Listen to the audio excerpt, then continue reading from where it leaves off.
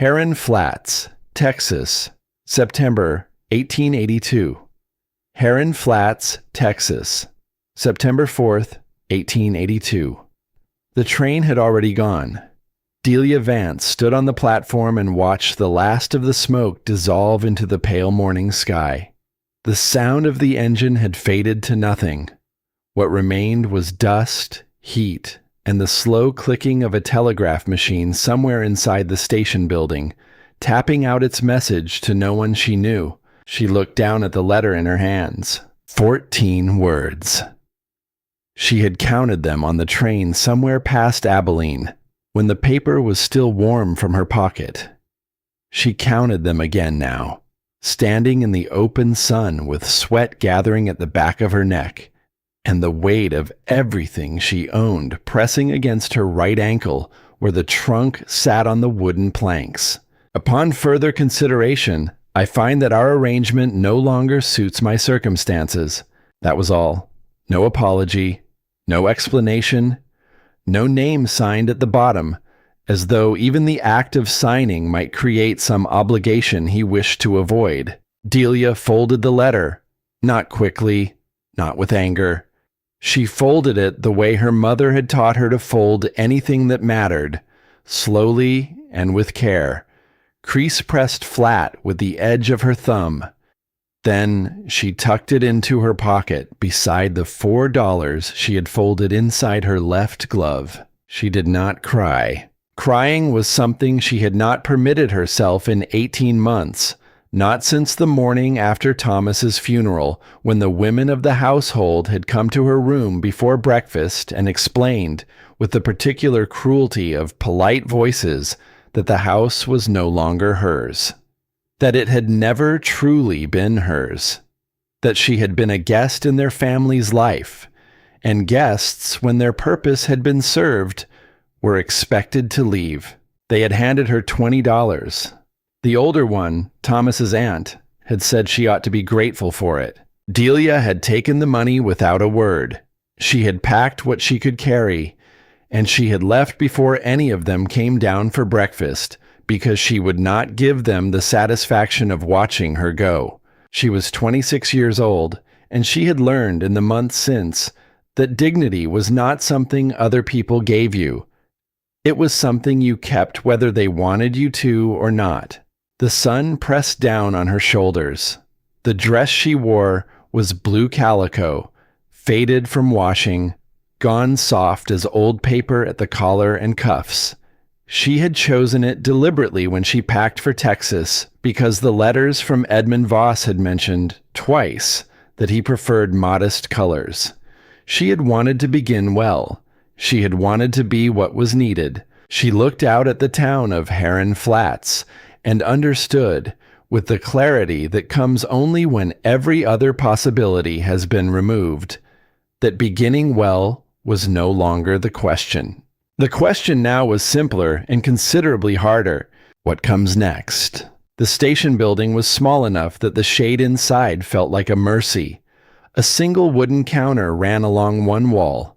Behind it, a man with the deeply lined face of someone who had spent 30 years watching the Texas sky sat with a tin cup and an expression that had learned, over the same 30 years, not to show too much. His name was Garrett Deering.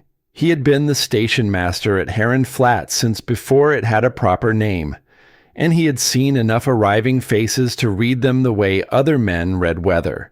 He poured a second cup of water without being asked and set it on the counter. Delia took it. The water was warm and tasted faintly of the metal cup, but it was wet. And after 4 hours on a stopped train in the September heat, that was enough. "You got people coming, miss?" Garrett asked. "I thought I did," Delia said. He nodded slowly. His eyes moved to the trunk visible through the open door behind her, then back to her face. He had the look of a man choosing his next words with some care. "Voss sent the wire this morning," he said, "to cancel the arrangement." "I know," Delia said. "I received the letter." Garrett set his cup down. He seemed to be deciding something. Then he said it, because he was the kind of man who believed that a person deserved to know the full weight of what they were carrying. He sent word before you arrived, miss, to the telegraph office and to 2 or 3 others in town. He wanted it known before the train came in. Delia was quiet for a moment. She thought about what that meant. She thought about the women she had passed on the platform before she found a quiet corner to stand in. The way one of them had looked at her a moment too long. The way conversation had paused somewhere behind her as she lifted her trunk. He had not simply changed his mind. He had arranged for his change of mind to be public before she could become real to anyone. Before she could be a woman with a name and a face and a story of her own. He had made her the woman Voss did not want before she was anything else. Delia set the empty cup on the counter. "Thank you," she said, "for telling me." Garrett looked at her for a long moment. Then he said, very quietly, "He ain't worth what you're carrying, miss. Whatever it is." She did not answer that. She walked back out into the sun. Across the street, in the narrow shadow cast by the overhang above the saloon, a man stood watching. He was not watching the way some men watch, with open curiosity or the expectation of entertainment. He was watching the way a man watches something he has not decided yet whether concerns him. Corwin Holt had come into Heron Flats for rope and salt. He came every month on the same day, bought the same things from the same 2 places, and left without exchanging more words than the transactions required. He was not unfriendly.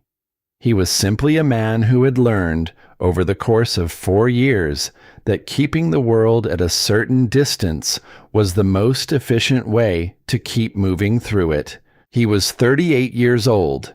He had a ranch 6 miles west that he ran alone with the help of one part-time hand who came Thursdays. He had a horse named Cooper that had cost him more than the sensible thing, and a barn roof that needed replacing before October. He had a set of books that showed a debt to the First Agricultural Bank of Galveston that he was managing to keep ahead of, barely, if the cattle prices held and the weather cooperated and nothing unexpected happened. He did not, generally, stand in front of saloons watching women he did not know, but he had been standing here for nearly 30 minutes. He watched her try to lift the trunk. It was an oak trunk, heavier than it looked, and she got it perhaps 4 inches off the planks before the weight pulled it down and the corner caught the edge of the platform, and she stumbled sideways with it. She did not make a sound. She straightened, set her feet, tried again. Got it 3 inches this time before it slipped again, and this time she had to catch herself against the station wall to keep from going down entirely. She stood for a moment with one hand flat against the rough wood of the wall. Her shoulders rose and fell once. Then she turned back to the trunk. Corwin pushed off from the post he had been leaning against and walked across the street. He had heard the story from the bartender. He had not gone in for a drink.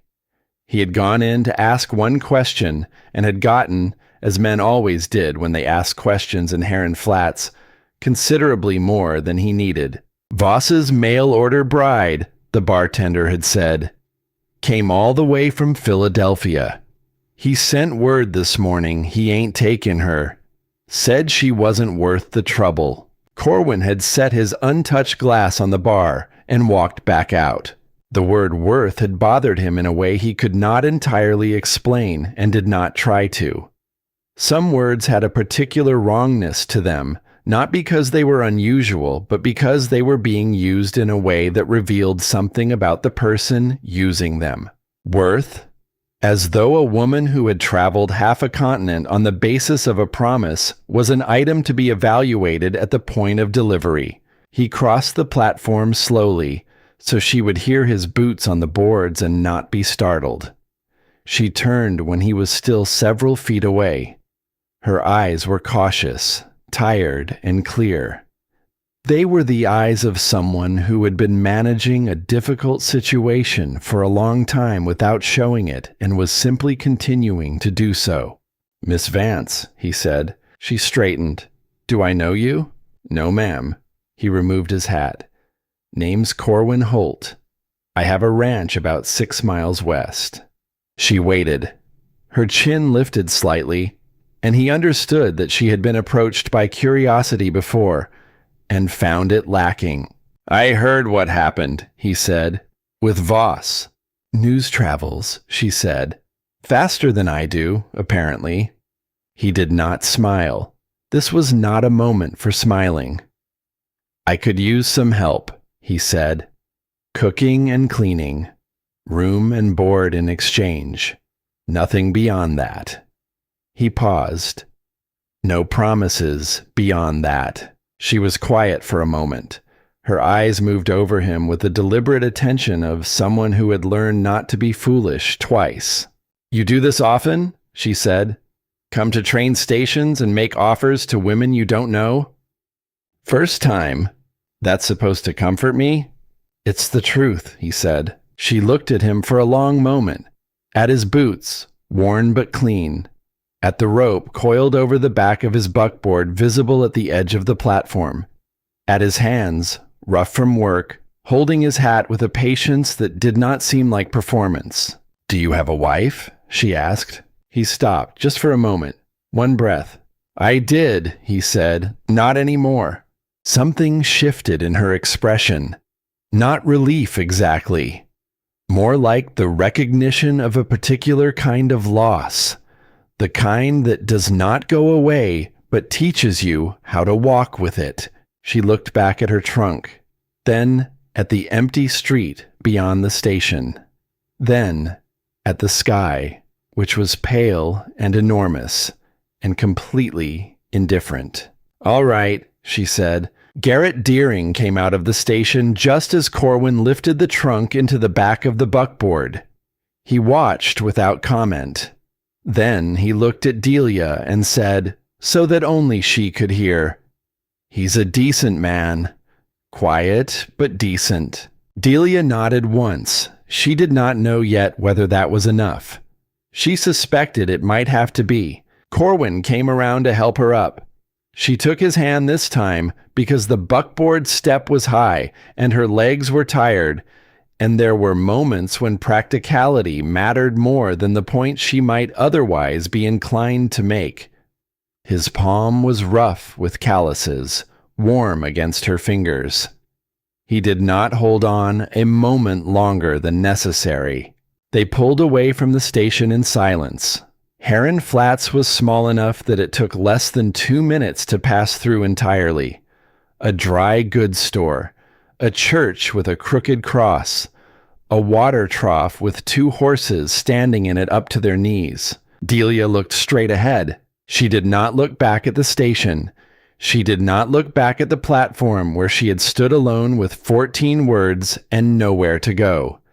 She had made a decision, and she would inhabit it completely, because that was the only way she knew how to survive a decision. They had been on the open road for perhaps 10 minutes when she saw them, a line of horses moving in the same direction they were traveling, perhaps a quarter mile ahead. 6 riders, unhurried, and on the leather saddlebag of the nearest horse, a brand she recognized from the papers she had carried all the way from Philadelphia, a bold letter V enclosed in a circle, Voss's mark. She said nothing. She simply watched them. The riders were moving at an easy pace, not racing, not urgent, just moving west on the same road as Corwin's buckboard, as though the world had not divided itself into before and after today, as though everything was ordinary. Corwin had seen her looking. He said nothing either, but she felt the almost imperceptible change in his hands on the reins, the slight forward lean of his shoulders. The horse quickened its pace. The riders ahead grew no larger, no smaller.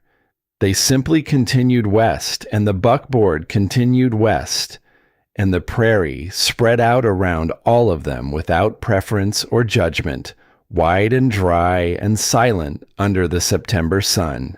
Delia kept her eyes forward. In her pocket, the folded letter pressed against her fingers. Behind her, in the oak trunk, 3 dresses, her mother's Bible, $4 in her left glove, and the small leather-covered notebook her grandmother had pressed into her hands the morning Delia left home for the first time, 18 years old, and full of the particular courage that comes before you have learned what courage actually costs. The notebook was full of her grandmother's handwriting, recipes, remedies, observations about plants and weather and the behavior of wounds. A whole life's worth of quiet knowledge passed from one woman's hands to another's. Delia had not known, when she packed it, that it would be the most useful thing she brought. She did not know that yet. But the prairie stretched ahead of them, mile after mile of grass bending in the late morning wind. And somewhere out there, 6 miles west, a small house waited with its chimney and its worn floors, and its particular silence. And Delia Vance, who had not cried in 18 months and did not intend to start now, sat straight on the buckboard seat and watched the horizon and waited to find out what she had chosen. The house appeared at the top of a long rise, small against the wide sky. Delia saw it before Corwin said anything. Before he gestured or explained or offered any of the context she had been quietly assembling the entire 6 miles west. She saw it the way you see something you have been preparing yourself for without knowing it, with a recognition that had nothing to do with having been there before. Weathered wood the color of old bone. A porch that ran the length of the front, one board visibly newer than the rest, replaced sometime recently. A chimney built from river stone, and above it, a thin thread of smoke rising straight up into the still afternoon air. The fence that bordered the near pasture was a patchwork of old cedar posts and new ones, evidence of ongoing repair rather than neglect. The barn stood perhaps 40 yards back, larger than the house, which told her something about the man beside her and what he considered essential. Corwin did not apologize for it, or explain it, or frame it for her in any particular way. He simply guided the buckboard up the rise and brought the horse to a stop in front of the porch, and climbed down and went to the back to lift her trunk. Delia stepped down on her own side. She stood for a moment in the yard and looked at the house. She had imagined something different in the months of correspondence. Not grander, exactly. She was not a woman given to grand imaginings, but she had imagined something complete, something that did not ask anything of you the moment you arrived. This house was asking something. She could feel it in the way the porch boards shifted under her first step, in the way the front door swung inward with the particular reluctance of a door not opened often enough. She stepped inside. The front room held a table of solid oak, grained and dark, large enough for 4 people if they did not mind their elbows. 2 chairs. A shelf of books along the far wall. More books than she had expected, their spines worn and cracked from reading rather than display. A wood stove in the corner with a pipe that ran up through the ceiling. A window on the south wall with glass that had gone slightly wavy with age, bending the afternoon light into something softer than it actually was. She moved through the front room into the kitchen. The stove was cast iron, heavy and capable, with a firebox large enough to take a decent log. The counter ran along 2 walls.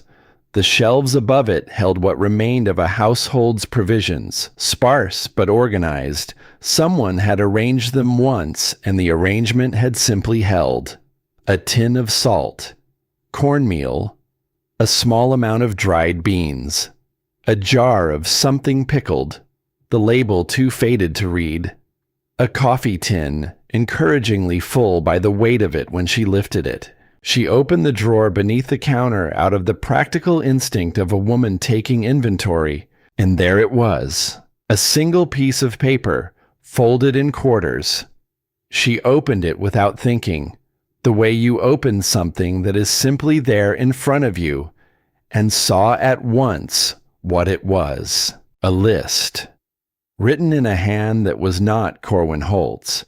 She knew that immediately because she had seen his writing on the brief note he had left with Garrett Deering, and this hand was nothing like it. This was a woman's writing, round and deliberate, the letters formed with the careful attention of someone who had learned penmanship as a matter of pride. Flour, baking soda, dried apples if they have them, coffee, the good salt, not the gray kind. That was all. A grocery list, ordinary and complete, left in a drawer and not thrown away. Delia stood with it in her hands for a moment. She thought about the woman who had written it. She thought about what it meant that the list was still here, in the same drawer, 4 years later. She folded it carefully along its original creases and placed it back exactly where she had found it. Then she turned to the stove and began to assess what she had to work with. She found him outside 20 minutes later at the fence line of the near pasture, replacing a post that had worked itself loose from the ground. He was working with the focused economy of a man who had done this particular task many times. No wasted motion, no pausing to consider the next step. "Where do you keep the extra provisions?" she asked. "The pantry is low." He drove the post into the ground with 2 more strikes of the mallet before he answered. "Cellar under the kitchen floor. Trapdoor under the rug." "What's in it?" "Some cured pork, potatoes, dried corn." She nodded. "I can make supper from that." He looked at her then, briefly. "You don't have to start tonight." "I know," she said, and went back inside. The cellar was cool and dim and smelled of earth and the particular dry sweetness of stored vegetables. She found the potatoes, still good. The corn, which she could reconstitute. A side of cured pork wrapped in cloth that had gone a little dry at the edges, but was sound underneath. She brought what she needed up to the kitchen and set to work. Cooking was not something Delia did with pleasure, exactly. She had never been the kind of woman who found her best self standing over a stove. But she was competent in the way that someone is competent when they have had to be, when the alternative to competence was hunger or something worse than hunger. Her mother had taught her to cook the way her mother had been taught everything, practically and without sentiment, with the understanding that a skill is only as useful as the speed and reliability with which you can employ it. She made do. She seasoned the pork with the salt and a small amount of dried herb she found tucked into the back of the shelf in a twist of paper, sage, old, but still fragrant. She cooked the potatoes until they were soft and let them take on some of the fat from the pork. She made coffee in the tin pot she found on the top shelf and set the whole of it on the table as the light through the wavy window turned from gold to orange.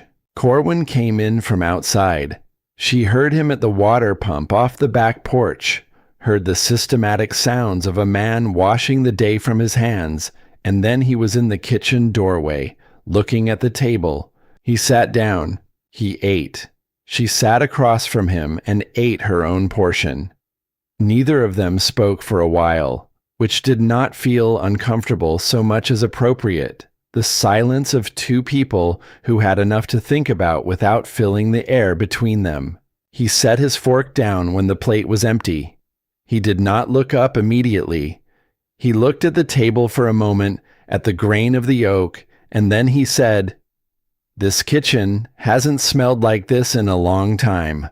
He said it quietly and without elaboration, and Delia understood that it was not a compliment in the ordinary sense. It was an observation about an absence, about something that had been gone long enough to become part of the silence, and that the smell of cooked food with seasoning in it had briefly made present again. She did not respond. There was nothing to say that would not make it worse. She simply acknowledged it with a small nod and rose to clear the plates. The next morning brought Nora Phelps. She arrived on a gray mare before the dew had fully dried. A woman perhaps 10 years older than Delia, with a sun-weathered face and the direct manner of someone who had lived alone long enough to have dispensed with the conversational niceties that other people used as padding. She introduced herself at the porch steps, explained that her place was 3 miles south, and handed Delia a wrapped bundle that turned out to contain half a loaf of bread, still slightly warm. "Figured you might not have had time to bake," Nora said. "That's kind of you," Delia said. "Corwin around?" "At the barn." Nora nodded. She seemed in no particular hurry to go to the barn. She stood at the porch steps and looked at Delia with a gathering expression for another moment. "You know he lost his wife," she said. It was not a question. He mentioned it. 4 years ago, this November. Nora adjusted the reins in her hand. "He hasn't had anyone in that house since. Not for a meal, not for a conversation, nothing." She paused. "I just think you ought to know that." Delia looked at her steadily. "What is it you're actually telling me, Mrs. Phelps?" Nora seemed to consider that. "I'm telling you that whatever you're walking into, it's been sitting still for a long time. Things that sit still for a long time don't always welcome being disturbed." She gathered up her reins. "And I'm telling you that Corwin Holt is not a bad man. He's just a man who stopped expecting anything."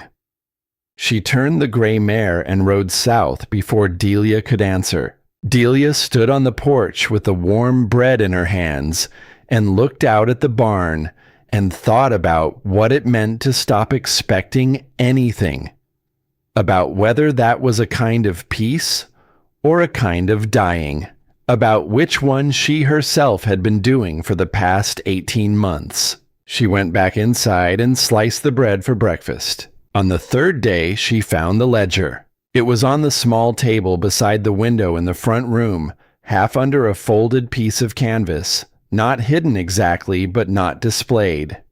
She would not have noticed it except that she was cleaning the table and lifted the canvas to wipe underneath, and the ledger was simply there. She should not have opened it. She opened it. She told herself afterward that she opened it for practical reasons, because she was living in this house and she had a right to understand the circumstances of the household she was living in.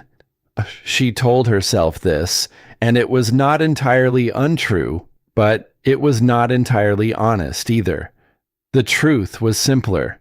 She was a woman who had been trained in bookkeeping by necessity, and a ledger left partially visible was to her what an open door is to a curious child.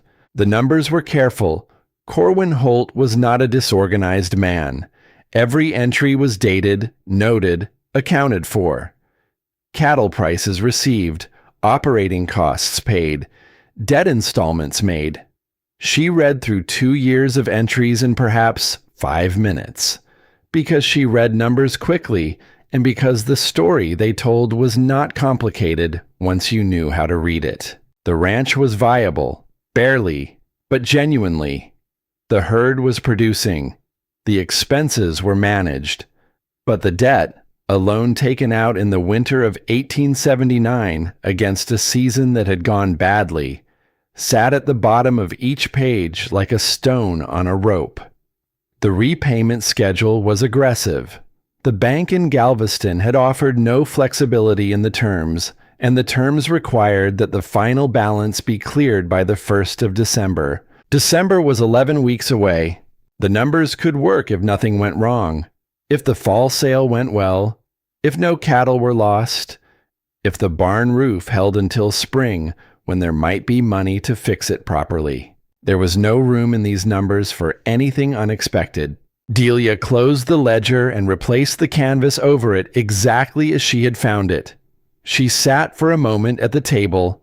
Then she went to the kitchen and began preparing the noon meal. She did not say anything to Corwin about what she had read. Not that day, and not in the days that followed. She simply filed it away in the part of her mind where she kept things that might later become important. And she waited, and she watched, and she continued to learn the rhythms of the ranch and the man who ran it. The evening settled into a particular shape: supper. The brief exchange of practical information about what had been done and what remained to be done. The clearing of the table. Corwin moving to the porch while the light lasted, and then the sound, on the fourth evening, of music. It was a harmonica, small and unadorned, the kind of instrument a man carries in a shirt pocket. He played with his back to the door, facing the open prairie, and the music that came from it was low and unhurried, the kind of melody that did not announce itself as sorrowful but carried it regardless, the way certain people carry grief, not in their expression but in the particular quality of their stillness. Delia had been washing the supper dishes when she heard it. She stopped. She did not go to the door. She stood at the kitchen counter with her hands in the cooling water and listened without moving. The melody was not one she recognized. It wound around itself like a question asked slowly, like something that expected no answer but asked anyway out of an old habit. When it stopped, she went back to the dishes. She did not hear the harmonica again that night, but she lay awake for a long time afterward in the narrow room off the kitchen that had been designated as hers, listening to the silence that replaced the music, and thinking about what kind of man plays an instrument alone in the dark in the direction of nothing. The kind, she thought, who used to play it for someone. On the sixth day, a rider came. She was in the garden, a patch of ground behind the house that she had identified on the second day as arable and begun to clear, pulling weeds from soil that was darker and richer than the surface suggested. It was satisfying work in the way that all reclamation work is satisfying, the visible transformation of disorder into possibility. She heard hooves and looked up. The rider was well dressed in the manner of someone making an impression rather than working a range. Polished boots, a vest with small silver buttons. The horse was a fine animal, too fine for the errand, which told her something about the man who had sent it. On the saddlebag, a brand she recognized, the bold letter V inside a circle. The rider drew up at the edge of the garden and looked down at her with the careful neutrality of a man delivering a message he had not composed and was not responsible for. "Miss Vance?" he said. "Yes." "I ride for Mr. Edmund Voss." A pause. "He asked me to convey his regrets regarding the circumstances of your arrival. He says he acted hastily. He would like the opportunity to speak with you directly, at your convenience." Delia had a handful of pulled weeds in her left hand. She looked at the rider. She looked at the silver buttons on his vest. She thought about the 14 words in the folded letter in her pocket. She thought about the fact that Voss had made sure the whole town knew she was unwanted before she stepped off the train. "Tell Mr. Voss that his regrets are received," she said, "and not required." The rider did not argue. He was being paid to deliver, not to persuade.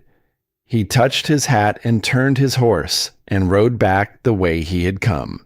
Delia watched until the dust settled and then turned back to the garden. She was aware, without looking up, that Corwin had come around the side of the barn at some point during the exchange and had heard what was said. She could feel his presence at the edge of the yard the way you feel a change in the weather. Not always visible, but sensed. He said nothing about it at supper. Neither did she. But something had shifted, slightly and without announcement. The way things shift in a house when a particular moment has been observed and understood by both people in it without the need to name it aloud. It was the horse that changed things between them, though not in the way she expected.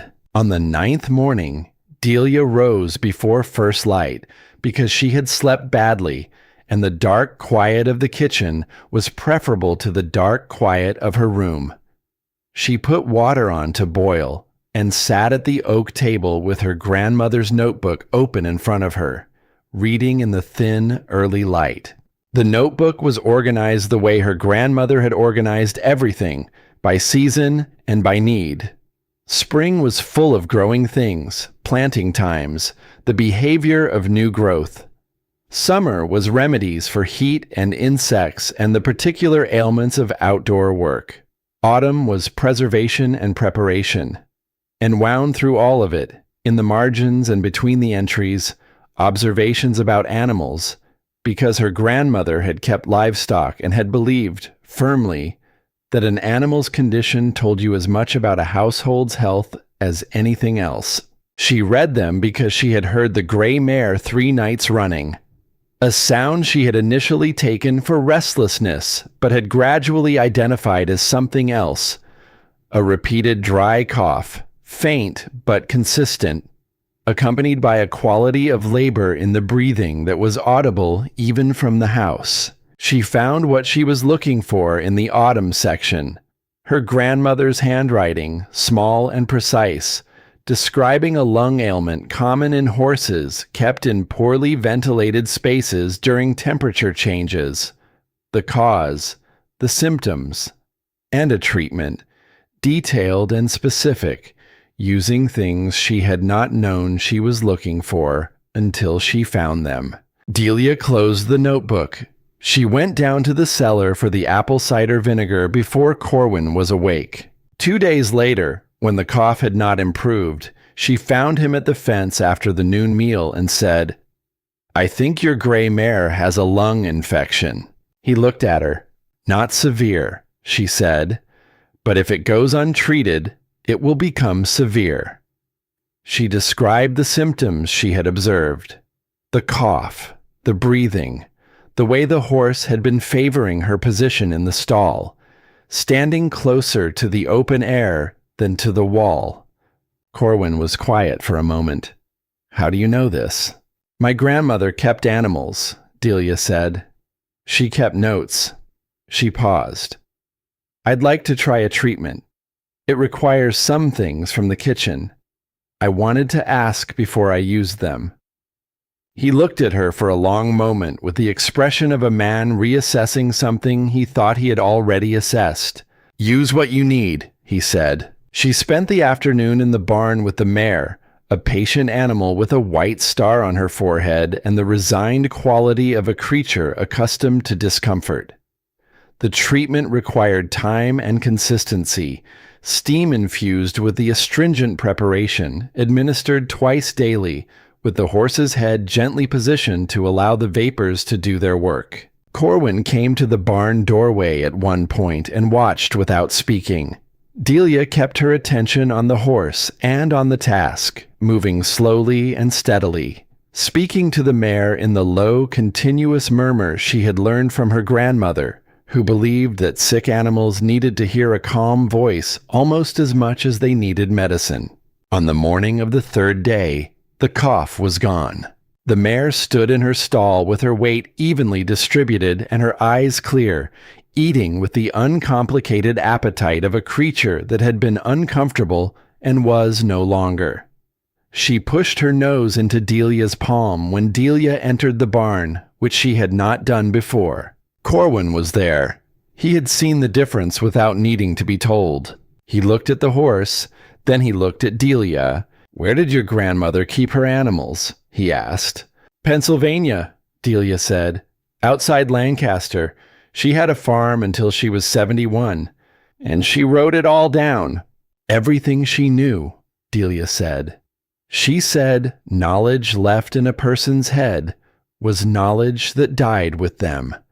She wanted it to outlast her. Corwin was quiet for a moment. Then he said, It has. It was not a declaration.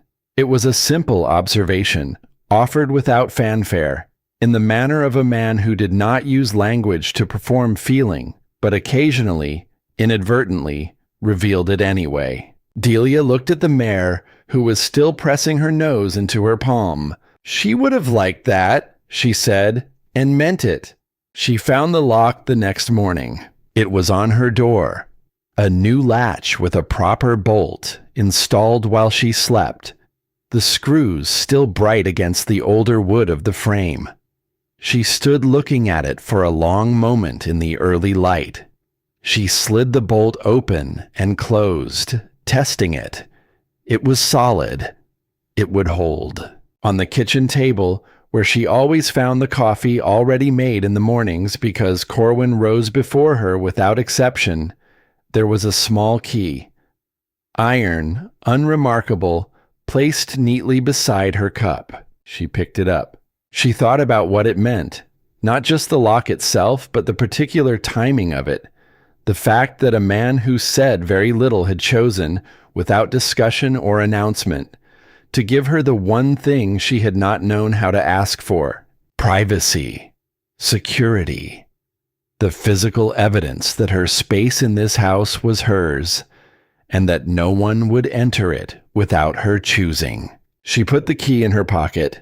She poured her coffee and stood at the window looking out at the gray morning settling over the prairie, and thought about the fact that in 9 days in this house, Corwin Holt had not once entered her room, not once suggested anything beyond the terms he had stated at the station, not once looked at her in any way that made her feel like cargo that had arrived at the wrong destination. She did not know yet what to do with that, but she noted it. She added it to the account she was quietly keeping. There was a particular accounting she had begun in Philadelphia in the weeks after Thomas's family had handed her the $20 and shown her the door. Not a written accounting, nothing so formal as that. More the kind of ledger a woman keeps in the back of her mind when she has learned that the world assigns value to her in ways she cannot always predict or influence, and that the only reliable measure is the one she keeps herself. In this ledger, she recorded what she observed about people, what they did when they believed no one was watching, what they gave without being asked, what they withheld, what their silences contained. Corwin Holt's column in this ledger had grown longer than she had expected in 9 days. The food in the cellar replenished without comment on the 4th day, the shelves fuller than she had left them the previous morning. She had not mentioned the supplies were running low. He had simply looked and seen and acted. The way he moved around the kitchen when she was cooking, giving her room without making a production of giving her room. The way a man moves around a space he has decided belongs to someone else and means to respect that. The books on the shelf in the front room. She had looked at the spines more carefully on the 3rd day. Poetry, history, a well-worn Bible of his own, a medical text, pages marked with slips of paper, the marks of a man who had tried to understand something he could not fix. She thought about when he had bought that medical text and why, and she did not let herself think about it for long. The locksmith's work on her door was neat and precise, the kind of work that required actual skill. He had not simply nailed a latch to the frame. He had done it properly, with the attention of a man who wanted it to last and wanted it to be right. And there was a care in that which the object itself communicated regardless of any words. She drank her coffee by the window and watched the prairie lighten and thought about the kind of man who showed himself through actions rather than declarations, and about whether that was easier or harder to trust than the other kind. She had known the other kind. Thomas had been full of declarations. The family had been full of declarations. Every one of them, she understood now, had been a way of describing what they intended to feel rather than what they actually felt, a promise made to their own idea of themselves rather than to her. A lock on a door was not a declaration. It was a door with a lock on it. It was solid and it held, and it was there every night when she slid the bolt and every morning when she turned the key. She finished her coffee and went to start breakfast. On the 11th day, something else changed. Delia had been going over the ranch accounts on her own time, not because anyone asked her to, but because the numbers she had seen in the ledger 3 days ago had not left her alone. She was a woman who had kept books for a household of 8 for 4 years. She read numbers the way other people read language, and the numbers in Corwin Holt's ledger had told her a story she wanted to understand more fully. In the second week's entries, she found it, a supply order from the previous spring, feed grain, fence wire, salt blocks. The totals were recorded in Corwin's careful hand, and they were wrong. Not dramatically wrong, not the kind of wrong that announced itself, the kind of wrong that required knowing what the correct prices should have been. The kind of wrong that was easy to miss if you trusted the man who handed you the receipt. $9.40 over what the goods should have cost, given the standard rates Delia had seen quoted in the same ledger the previous year. Not a fortune, but not nothing either, and repeated across multiple orders, it would become something worth noticing. She rode into Heron Flats the next morning on patch, the brown gelding, with the ledger pages she had carefully copied out the previous evening. She went to the dry goods store. The man behind the counter was not the same man who had been there the morning Millicent Burrell had spoken. This was a younger man, the owner's son, and he did not have his father's practiced stillness. He had the cooperative manner of someone who understood that a question asked with receipts in hand was a question that deserved an honest answer. He looked at the figures she showed him. He looked at his own records. He went very quiet for a moment. Then he went to the back room and returned with a metal cash box and counted out $9.40 on the counter and said that his father must have made an error and he was sorry for the inconvenience, and he hoped it would not affect the ranch's future business. Delia put the money in her coat pocket and said that she appreciated the prompt correction. She rode back to the ranch in the early afternoon and found Corwin at the barn repairing a harness. She set the coins on the workbench beside him. He looked at the money, then at her. She explained. Briefly, with the ledger page she had copied and the correction she had obtained. She did not editorialize. She simply presented the facts the way her grandmother had taught her to present anything that mattered, clearly and without unnecessary decoration. When she finished, Corwin was quiet for a long moment. He looked at the money on the workbench, then out at the yard, then back at her with the expression of a man who has had to revise his understanding of something important. "I never checked the receipts," he said. It was not an excuse. It was simply the acknowledgement of a man who had been managing too many things alone for too long and had developed blind spots he had not known about. "Most people don't," Delia said. "That's what makes it work." That evening, Corwin came in from outside and set a small bunch of late-season wildflowers on the kitchen table. He said nothing about them. He went to wash his hands at the pump. Delia looked at the flowers for a moment, then found a tin cup with enough water to put them in.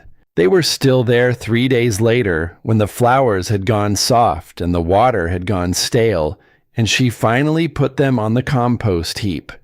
But she remembered them. On the 11th night, she could not sleep.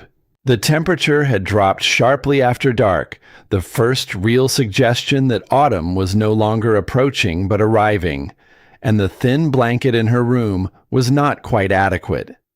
She lay still for a while with the cold working its way in from the corners of the room, and then she rose and went to the kitchen to stoke the stove. The coals were still live enough. She added wood and sat in the chair near the stove and opened her grandmother's notebook and read by the low orange light through the grate. She was deep enough into the reading that she did not hear him come in from outside until he was already in the kitchen doorway, boots in hand, having taken them off on the porch. He stopped when he saw her. She looked up. Neither of them spoke for a moment. He was fully dressed, coat on, which meant he had not simply gotten up but had gone out and returned. His hair was damp at the edges from the night air. "Heard the cattle," he said. "Wanted to check the fence on the east line."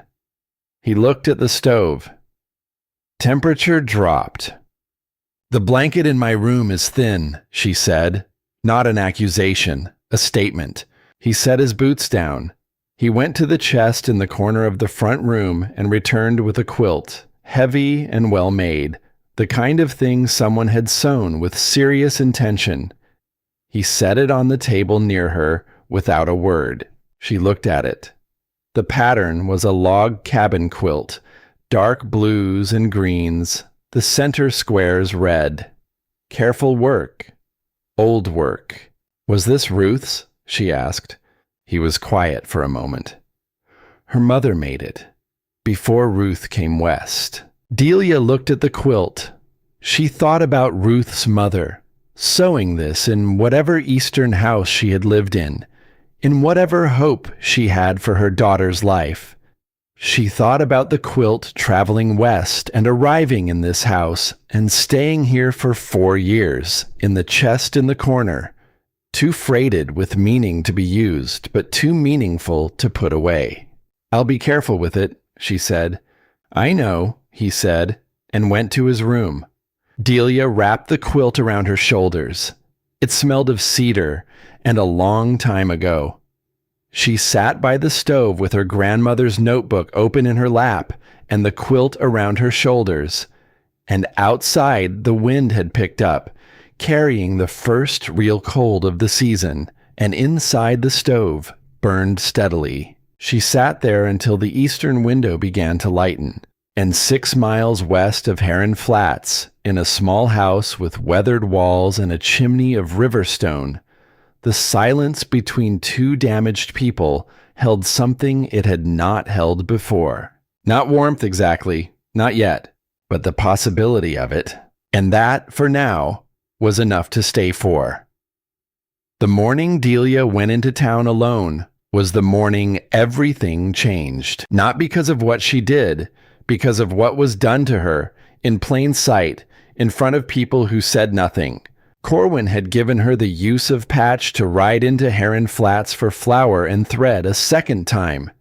He had written a short list on a scrap of paper and left it on the kitchen table without ceremony, the way a man leaves a list for someone he has decided to trust with a simple task.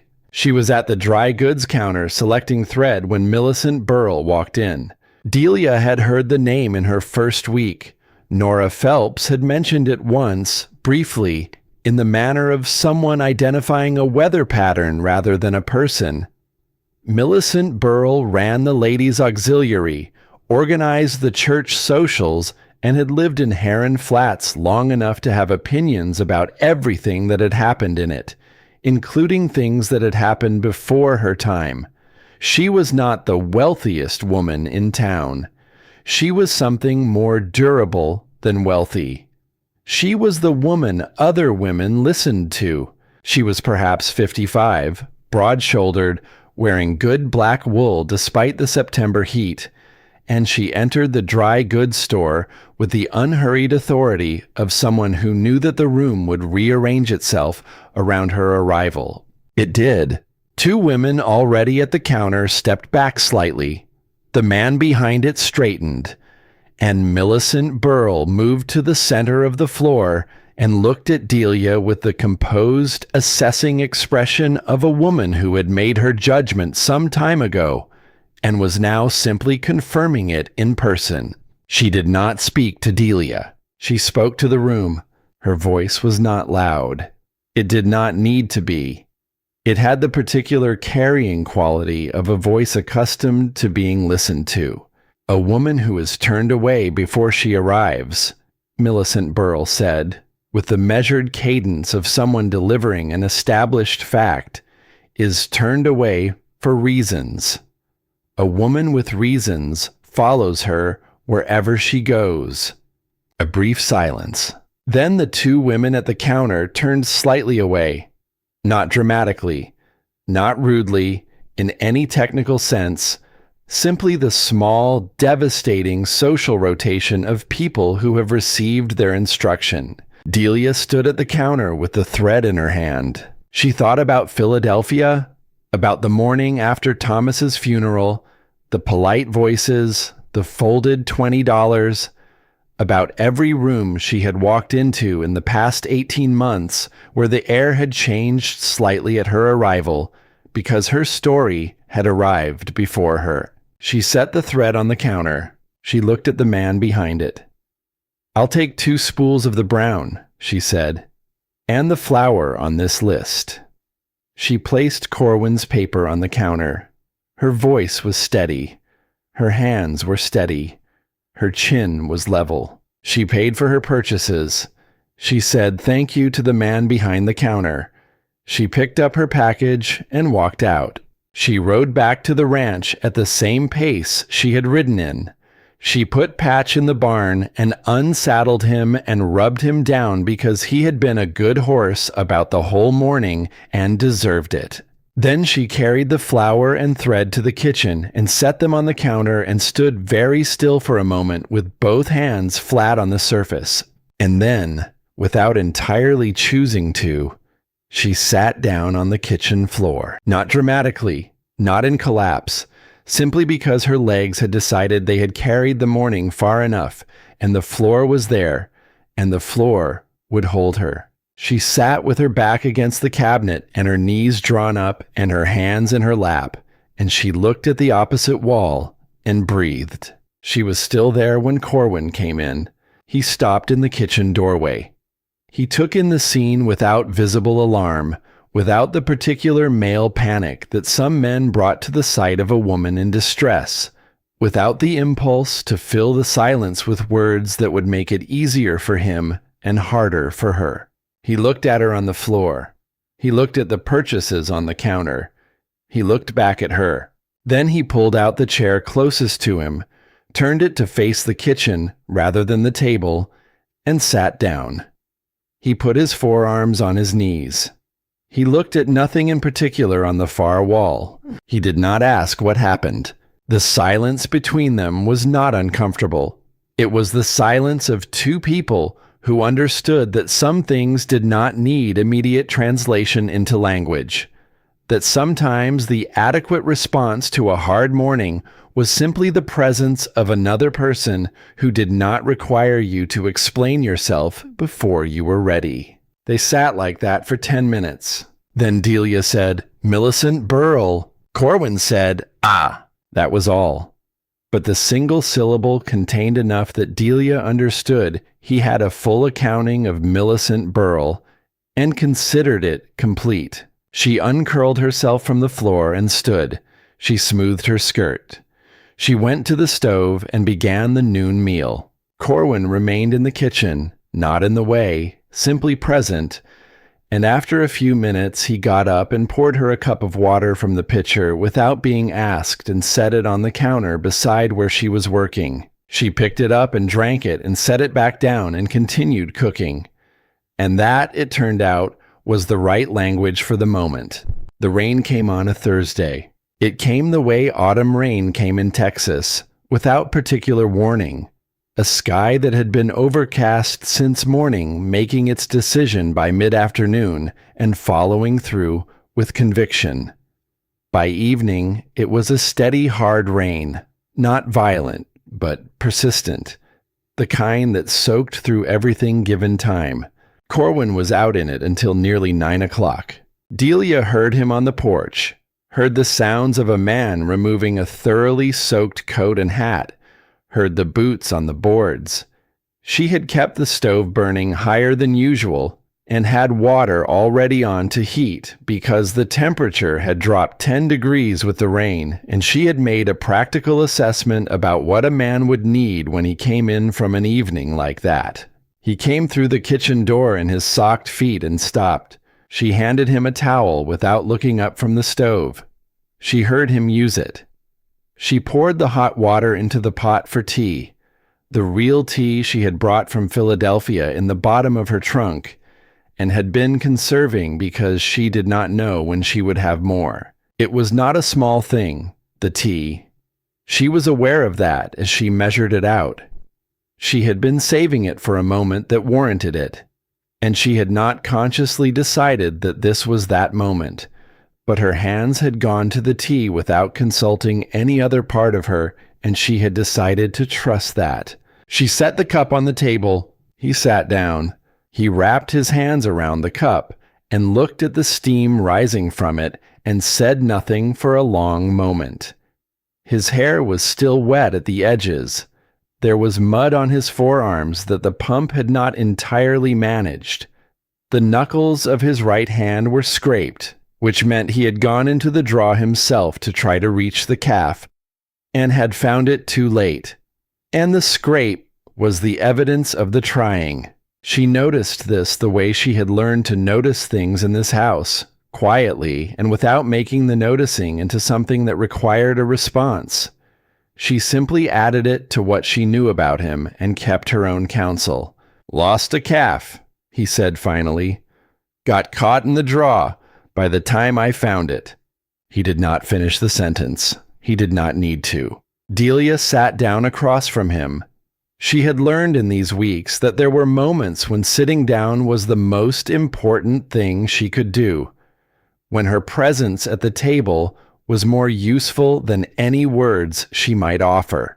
The rain against the window was steady, and the stove was warm, and the light was low and orange, and she thought there was something in all of that which made certain things possible that were not possible in daylight, in the open, in the ordinary press of a working day. A shelter from the larger world. A set of walls that held a particular kind of quiet. He held the tea with both hands and looked at it. And then, in the way that things come out, sometimes in the dark and the warmth, when a person has been holding something at a controlled distance for too long, he began to talk. Not about the calf. He talked about Ruth. He talked about her the way a man talks about something he has not talked about for so long that the telling comes out in a particular order, not chronological, not shaped for an audience, just the pieces as they surfaced. Her name, which he said once and did not repeat. The way she had come out from Tennessee with her mother's quilt and a box of seeds she intended to plant in the spring. The way she had learned to love the prairie despite herself, slowly and without admitting it for almost a year. Until one evening, he had found her standing at the fence, looking out at the sunset, with an expression that he had recognized as the look of a person who had finally accepted that they were home. The baby had come in November. It had come early, and it had come hard, and it had taken the night to resolve itself into loss. He had not been home. He had been at the south pasture. He had calculated that she had at least 3 more days. He had been wrong by 3 days. When he came home in the morning, the neighbor woman was on the porch, and he had known from her face before she said a word. He set the cup down. His hands on the table were completely still. "I have thought about those 3 days every day since," he said. "About the calculation I made. About whether I made it because I believed it, or because there was work to be done, and believing it was more convenient than not believing it." Delia did not look away from his face. "I don't know the answer," he said. "I have never known." The rain continued outside. The stove ticked and settled. Delia put her hand on the table, not on his hand, not reaching, simply there, available if he wanted it. "You were wrong," she said. "About the calculation. That's all you know for certain. The rest is a story you've been telling yourself in the dark for 4 years, and it may not be the true one." He looked at her hand on the table. "You can't know that," he said. "No," she said, "but neither can you. And you've been living as though you can." A long silence. Outside, the rain eased slightly, becoming something softer, more like the sound of a conversation at a distance than an argument. He picked up the tea again, drank what remained of it. "I'm not fit company most days," he said. It was not an apology. It was closer to a warning. "I've had worse," Delia said. He looked at her. A real look, the kind he did not often give, direct and for longer than his usual brief assessment. "Who was he?" Corwin said. Not a question exactly, more of an opening. So she told him. She told him about Thomas, who had been kind in the ordinary way of men who are not unkind, which was not the same as being kind in any particular way. She told him about the house in Philadelphia that had never felt like hers, despite 4 years of living in it. She told him about the family that had received her out of options and then, when their son died and she was no longer useful, had handed her $20 and made clear the terms of her departure. She told him the thing she had not told anyone. The worst part, she said, was not the money. It was the $20. It was that they thought $20 was enough. That they had looked at me and all of my time and all of my effort and everything I had given to that household and concluded that $20 was the appropriate weight of it. She paused. I have wondered since what I did to give them that impression, what I showed them or failed to show them that told them I was worth $20. Corwin was quiet for a moment. Then he said, "They were wrong." 2 words. Delia looked at him, and something in her expression shifted. She had heard him say those same words weeks ago about the family who had blamed her for her first husband's lack of children. She had thought then that it was too simple. She understood now that this was simply how Corwin Holt said the things he could not find larger words for. 2 words that meant, "I have heard everything you just said, and none of it is your fault, and I am not going to let you sit here and believe otherwise." She looked at her hands on the table. "Yes," she said, "they were." She found him at the fence the next morning, and she told him about the contract. Not everything. Not yet. But she told him that she had been reading it carefully and that she was concerned about one of the clauses and that she wanted a few more days to understand it fully before she said more. He listened without interrupting. When she finished, he said, "How much time is there?" 7 days, she said. He looked at the fence post he had been working on. Then he looked at her. "All right," he said, which meant she understood. "I will wait. I will let you work it through. I trust that you know what you're doing." She went back to the kitchen and spread the contract flat on the table and read it again from the beginning, every word, every clause, every line of the small print that the agent in Philadelphia had dismissed as standard language. She read it the way her grandmother had taught her to read anything that mattered, slowly and without assumption, letting each sentence mean what it said, rather than what she hoped it said. The agent in Philadelphia had explained the contract in person, turning pages and summarizing each section with the smooth efficiency of a man who had done it many times. She had listened. She had asked questions. She had not read every line herself because the agent was present and professional, and she had been, at that moment, a woman who had been told all her life to trust the people in the room who knew more than she did.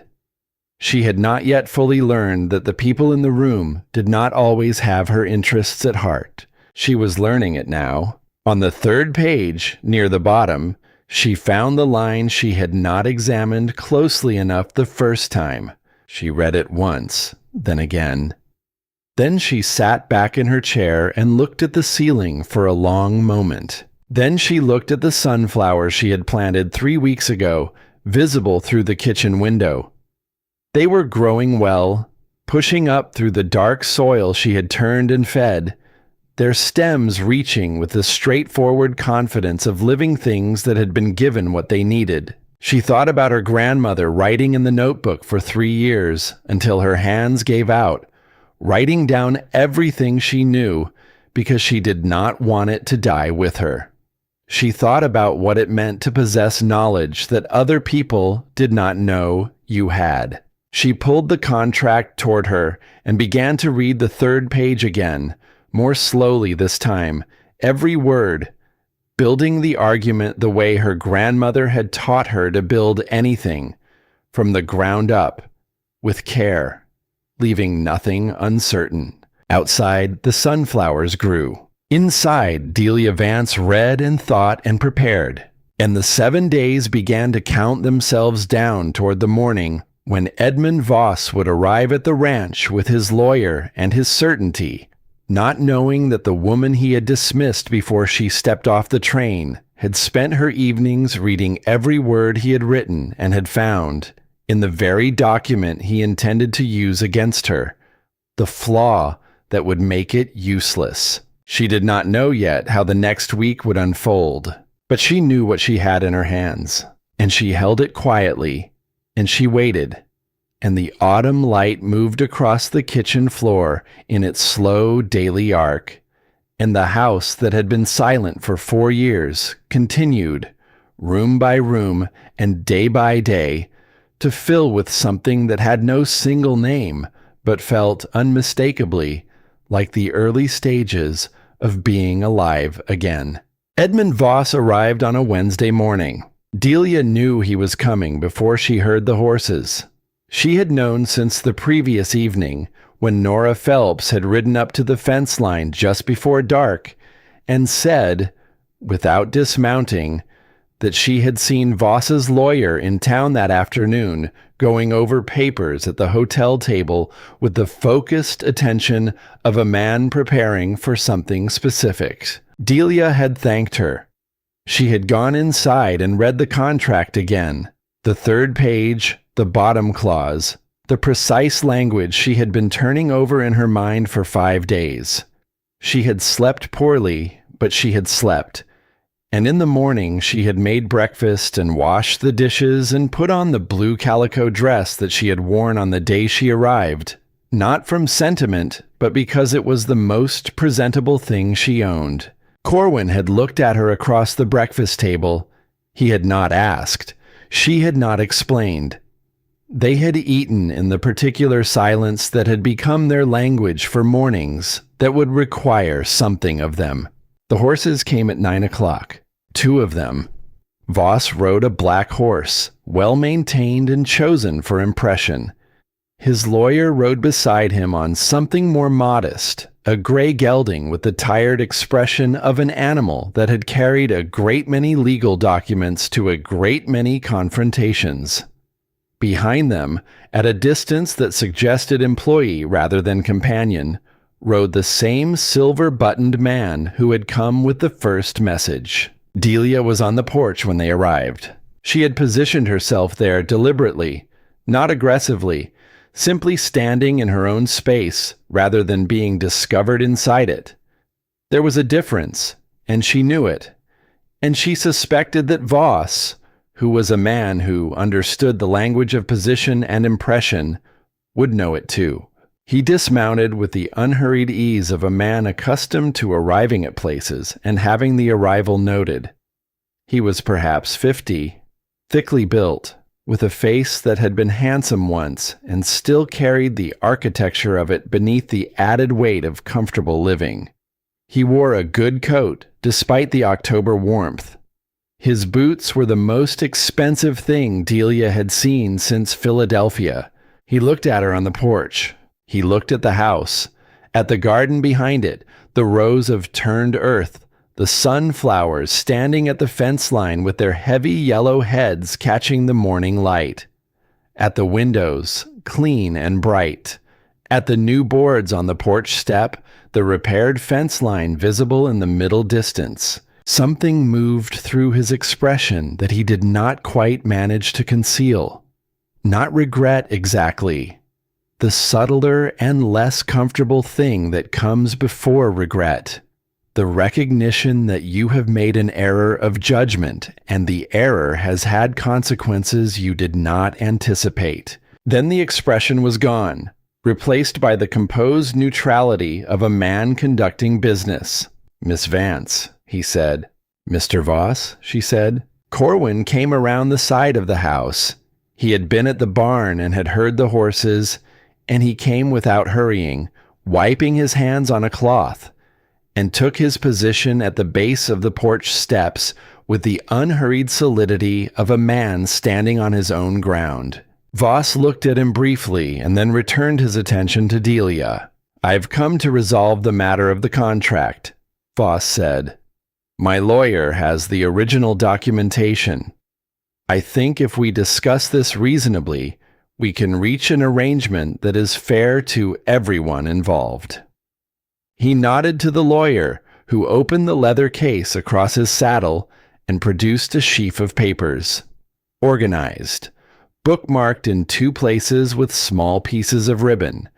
The preparation of someone who had done this before. "The terms are straightforward," the lawyer said. He had a flat, carrying voice, professionally emptied of inflection. "The contract between Mr. Voss and Miss Delia Vance, executed in Philadelphia on the 14th of July, 1882, stipulates that failure of the female party to present herself at the Voss residence within 30 days of arrival in Heron Flats constitutes breach of contract. In the event of breach, the male party is entitled to recover all costs associated with the arrangement." He looked up. "Those costs total $212. $212. Delia heard Corwin go very still behind her. $212 was more than the ranch could absorb. She knew this. She had read the ledger.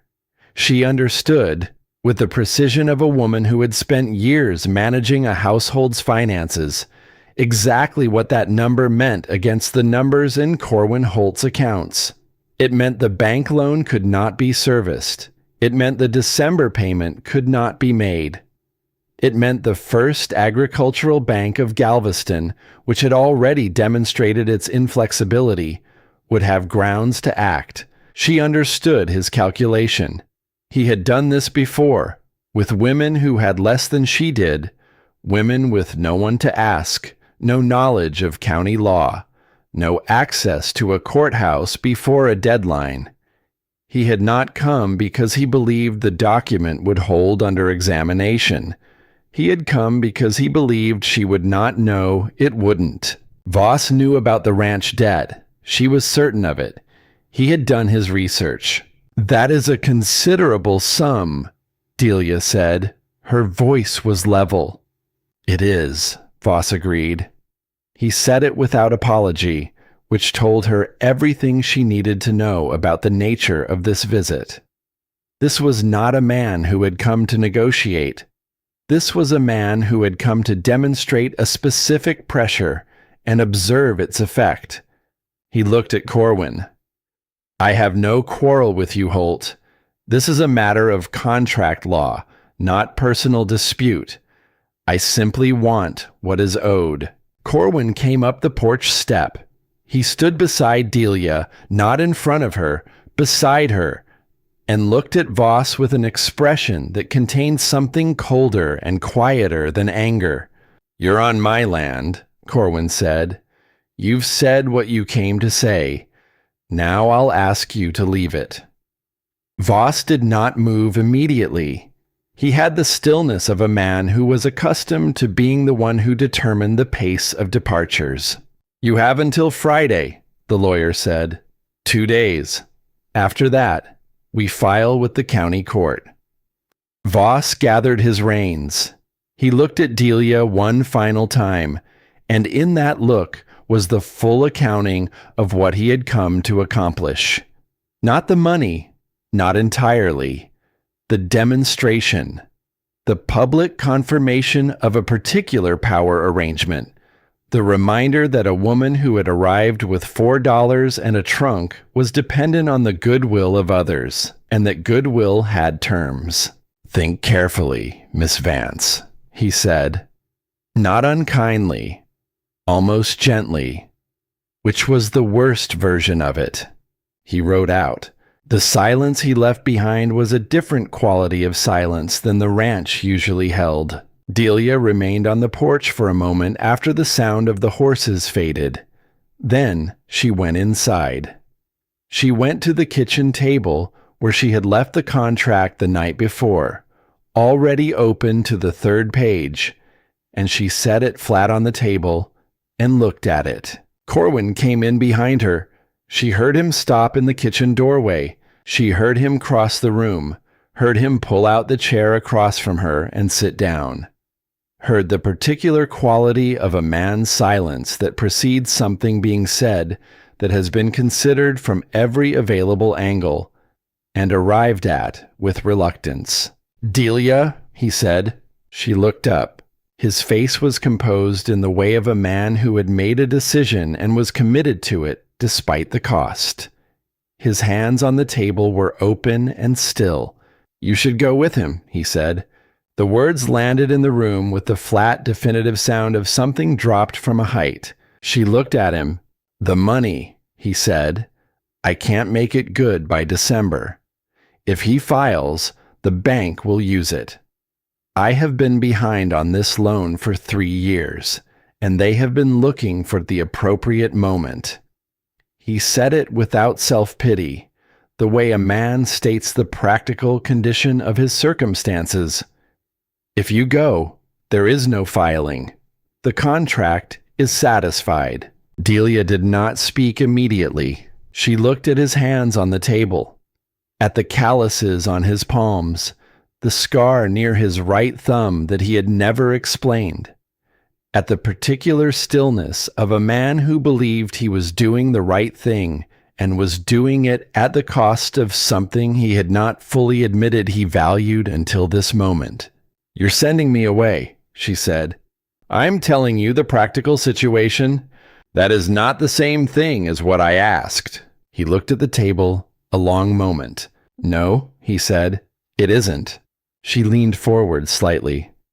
"Corwin, look at me." He looked up. His eyes, which were generally careful and controlled, held something in them that she had not seen before.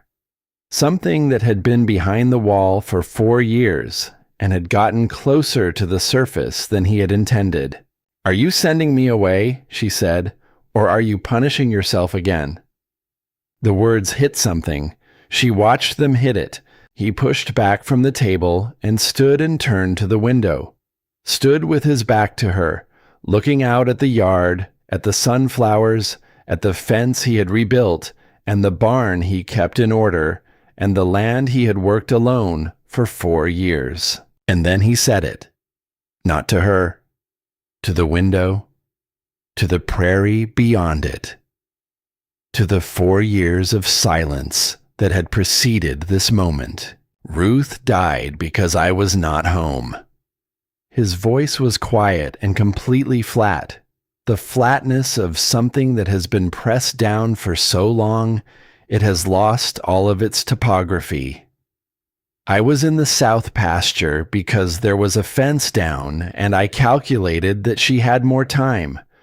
I made a calculation, and I was wrong, and she died, and the child died, and I came home in the morning, and the neighbor was on the porch, and I knew."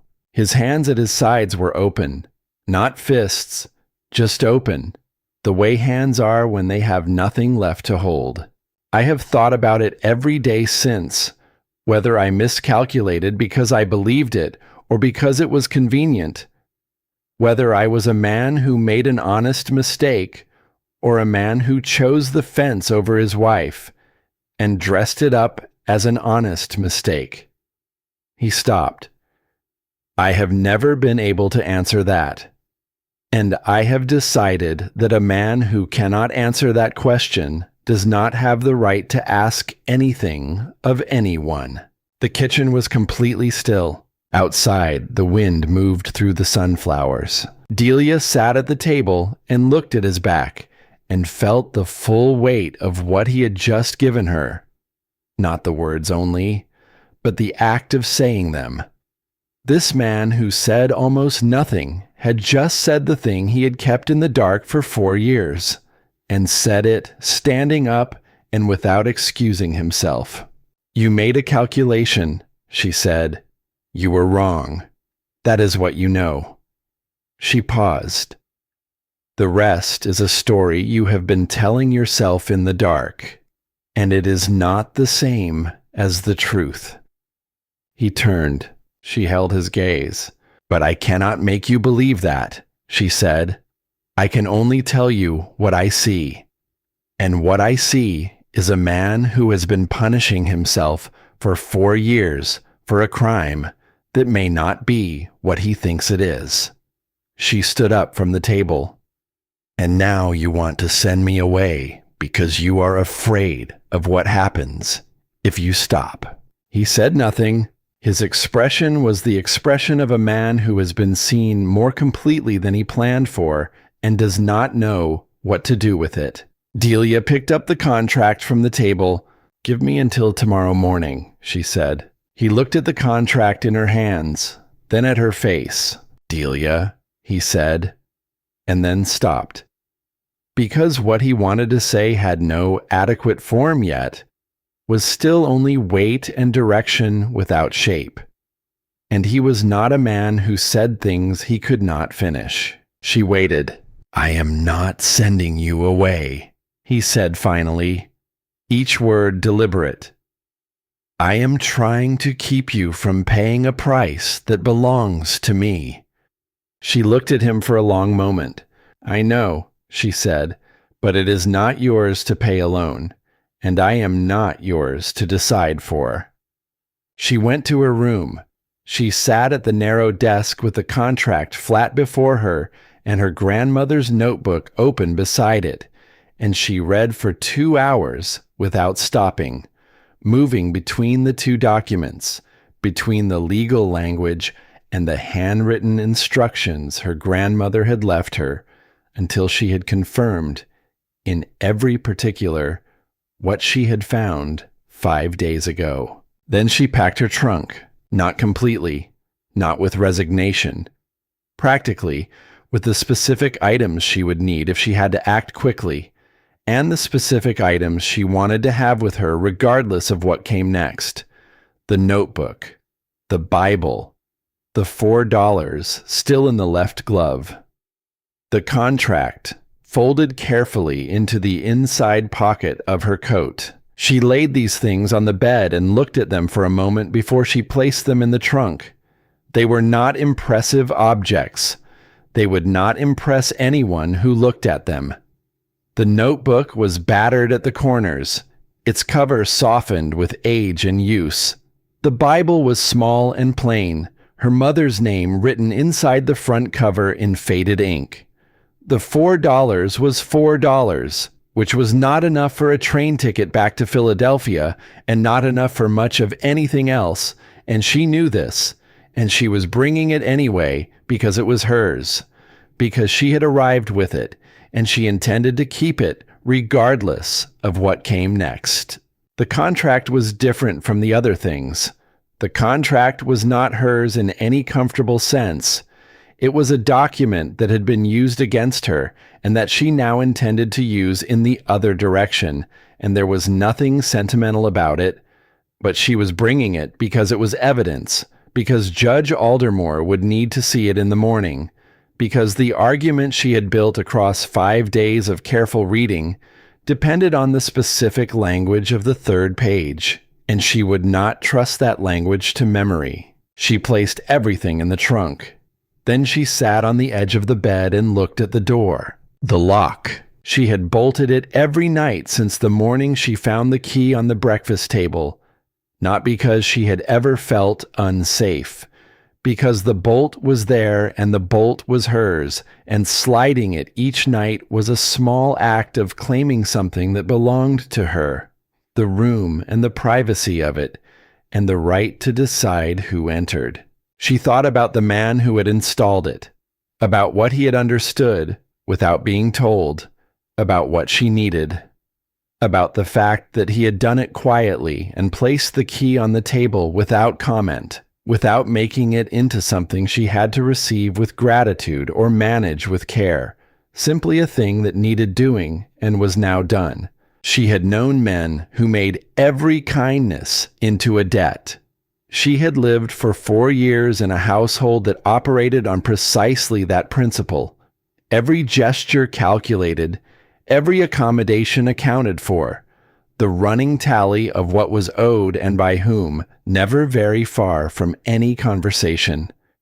She had learned in that household to be careful about accepting things, to count the cost before she let herself feel grateful. She was still learning to unlearn that. She did this because she was not a woman who waited for circumstances to act on her. She did this because she had a plan, and the plan required her to be ready. And because underneath the plan, there was the simpler and harder thing, the thing she had been trying not to look at directly for several days now, the recognition that when Corwin Holt said, "I am trying to keep you from paying a price that belongs to me," he had revealed, without intending to, the full distance he had already traveled from the man who had offered her room and board, with no promises beyond that. She closed the trunk. She sat on the edge of her bed and looked at the door, at the lock he had installed, at the bolt she slid every night, at the key she carried in her pocket. She had not asked for that lock. He had given it without being asked because he understood, without being told, what she needed. She thought about that for a long moment. Then she lay down on top of the quilt, the log cabin quilt that Ruth's mother had made, and she looked at the ceiling, and she let herself feel, just for a few minutes, the full weight of what she stood to lose if this went wrong. Not the roof over her head, not the room and board. Those she could find elsewhere if she had to.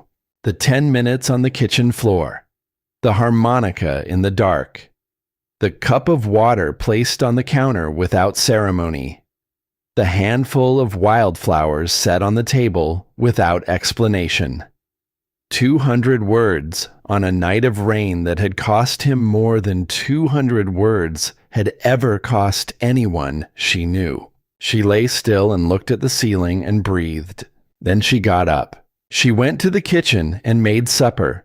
She put the plates on the table and called Corwin in from the barn. And they ate in silence.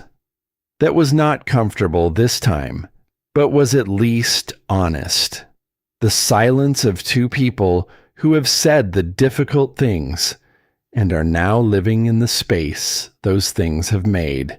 He looked at her trunk in the hallway. He looked at his plate.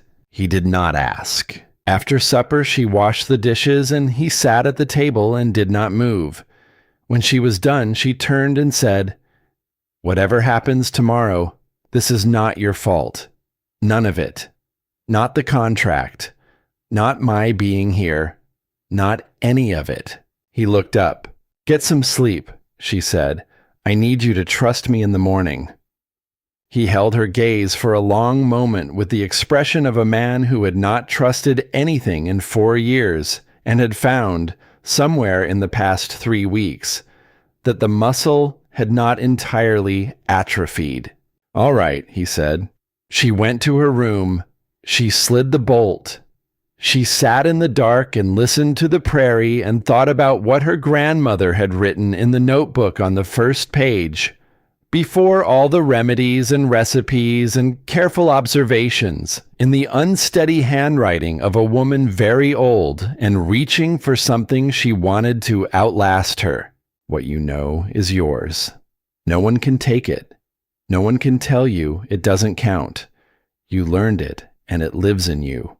And when the time comes to use it without hesitation, because hesitation is just fear wearing a practical coat. Delia said it again to herself in the dark. Use it without hesitation. She closed her eyes. Tomorrow, Edmund Voss would learn what he had left on the platform of Heron Flats station.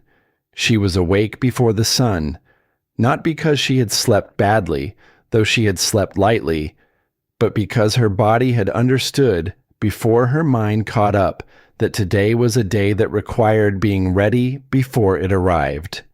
She dressed in the dark by feel, the blue calico, the same dress she had worn on the platform and again yesterday, because it was the most presentable thing she owned, and today required her to be as presentable as she could manage.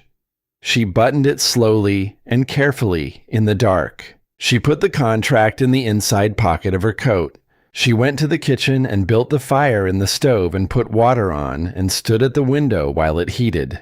The sky outside was the deep blue of the hour before dawn, not black, but not yet the gray that preceded light.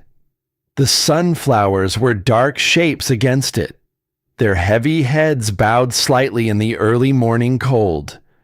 3 weeks ago, she had pressed those seeds into the earth one by one, not knowing what she was pressing them into, not knowing whether she would be here to see them open. She was here. They had opened. She poured the coffee when it was ready and set 2 cups on the table and sat down with the contract open in front of her. She read the 3rd page one more time, the bottom clause, the precise language that had been there from the beginning, written into the document by a lawyer she had never met, who had perhaps been more careful than Edmund Voss realized, or perhaps less careful, either way leaving behind the specific flaw that Delia had found. She heard Corwin in the hallway. His door, the particular sound of it. He came into the kitchen and stopped when he saw her at the table with the contract. He looked at her face. Then he poured his coffee and sat down across from her. He waited.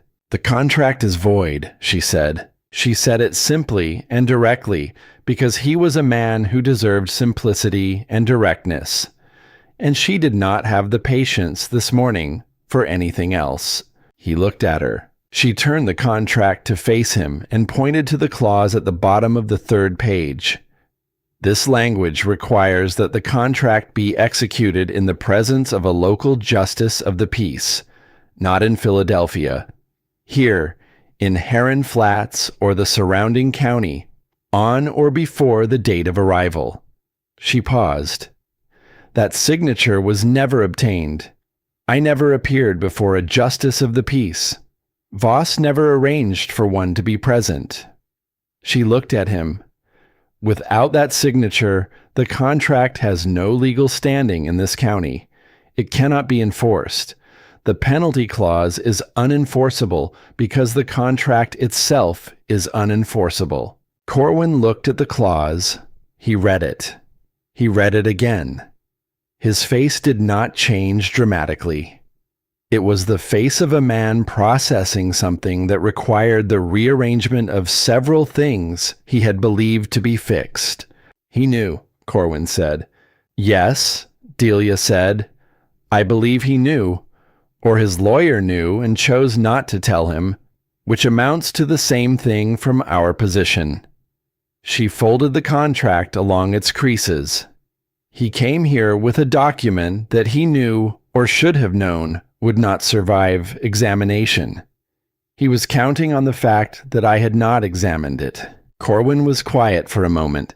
"Why didn't you tell me this yesterday?" She looked at him. "Because yesterday you had decided I should leave, and I needed you to trust me before I needed you to know the reason." She paused. "If I had shown you the contract first, you would have made a practical decision about whether the argument was sound. I needed you to make a different decision first." He looked at her with the expression of a man who had been outmaneuvered in a way he could not object to. "Garrett Deering," she said. "He will know who to speak to about the justice of the peace requirement. I need to go to town this morning before Voss arrives." She looked at the window. The sky had shifted from deep blue to gray. "Can I take Patch?" Corwin stood up. "I'll ride with you." She looked at him. "You asked me to trust you." he said. "I'm trusting you. That doesn't mean I'll let you ride to town alone on a morning like this." She held his gaze for a moment. Then she nodded and went to get her coat. They rode to Heron Flats in the early morning gray, side by side on the open road, and did not speak much. There was not much that needed saying. The prairie was cold and still around them, the grass bent flat from the overnight wind. The sky moving through its slow transformation from gray to the pale gold of a Texas October morning. Delia kept the contract in her inside pocket and her hand near it without holding it, the way you keep your hand near something valuable, not because you think it will be taken, but because its presence is reassuring. Garrett Deering was already at the station when they arrived. He was always already at the station. She had the impression that he had been at this station since before it had a name and would be here after everyone else had moved on. A fixed point in the shifting geography of other people's lives. He looked at them both when they came through the door. He looked at Delia's face and read it with the practiced economy of a man who had been reading arriving faces for 30 years. "Tell me what you need," he said. She told him. She laid the contract on his counter and pointed to the clause and explained what she had found and what she believed it meant. He read it slowly, taking his time, his lined face moving through no particular expression. Then he said, "Judge Aldermore. He handles contract disputes in this county. His office is in the courthouse, 2 streets over." He looked at Delia. "He comes in at 8 o'clock on Thursdays without fail. Has done for 20 years. He looked at the clock on the wall behind him. "It is 7:40 on a Thursday." Delia looked at Corwin. Corwin looked at the clock. They went to the courthouse. Judge Aldermore was a small, precise man with the kind of stillness that comes not from temperament but from decades of professional practice. He had learned to hold himself very still while other people moved through their urgencies in front of him. And he applied this stillness now to the contract Delia spread on his desk and to the argument she made, clearly and without embellishment, in the 7 minutes before the courthouse clock struck 8. He read the clause. He read it again. He looked at Delia over his reading glasses with the expression of a man who encountered competence in unexpected places more often than people assumed. "You are correct," he said. "The execution clause requires local judicial witness. Without that, the penalty provisions have no standing in this county." He set the contract down. "If Mr. Voss attempts to file, I will decline to hear it." He looked at her for a moment longer than was strictly necessary.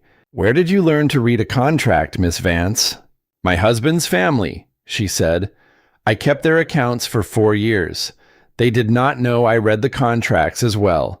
Judge Aldermore looked at Corwin briefly and then back at Delia. "I see," he said.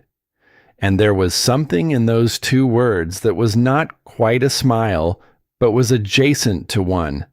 The recognition of a particular kind of woman who had been underestimated by a particular kind of man and had made productive use of the gap between the 2. He wrote a brief formal statement on his letterhead, signed and stamped it, and handed it to Delia. She folded it carefully and placed it in her inside pocket beside the contract. She thanked him. He nodded once, the small, precise nod of a man returning to his morning. They walked out of the courthouse into the October sunlight. Neither of them spoke immediately. They stood for a moment on the courthouse steps, and the town of Heron Flats went about its morning around them. A wagon moving down the main street. A woman shaking a rug from an upper window. 2 men talking outside the hardware store with the unhurried ease of people who had not spent the last hour preparing for something. Delia folded the judge's statement into her inside pocket beside the contract. She felt the 2 pieces of paper there together, the document that had been used against her and the document that had undone it, and thought about the distance between them, about the fact that one had been written by a man who believed she would never read it carefully enough to understand it, about what it meant that he had been wrong. "You all right?" Corwin asked. She looked at him. He was watching her with the attentive stillness she had come to recognize as his version of concern, not hovering, not demanding, simply present and watchful in the way of a man who takes seriously the things and people he has decided are worth taking seriously. "Yes," she said, and meant it. They rode back to the ranch with the October sun climbing behind them and the grass on either side of the road silver gold with morning light. And Delia kept her hand near her inside pocket without holding it, and she thought about her grandmother's first page. "What you know is yours. No one can take it." She had known what was in that contract. She had taken the time to find it, and in an hour or less, Edmund Voss would arrive at the ranch with his lawyer and his certainty, and she would be standing on the porch in the blue calico dress she had chosen because he had said he preferred modest colors. And she would hand him a piece of paper that a judge had signed this morning at 7:40 on a Thursday, and she would watch him understand what he had left on the platform of Heron Flats station on the 4th of September. Not an unwanted woman with $4 in a trunk. A woman who read every word. Voss arrived at the ranch at 10 o'clock. Delia was on the porch. Corwin was beside her. The judge's statement was in her inside pocket, and her hands were at her sides, and she was wearing the blue calico dress, and the morning light was coming from the east and falling across the yard in the particular gold of a Texas autumn morning. Voss came with his lawyer and the silver-buttoned rider and the same composed authority he had brought on Wednesday. He looked at her on the porch and at Corwin beside her and at the yard between them, the same sunflowers, the same repaired fence.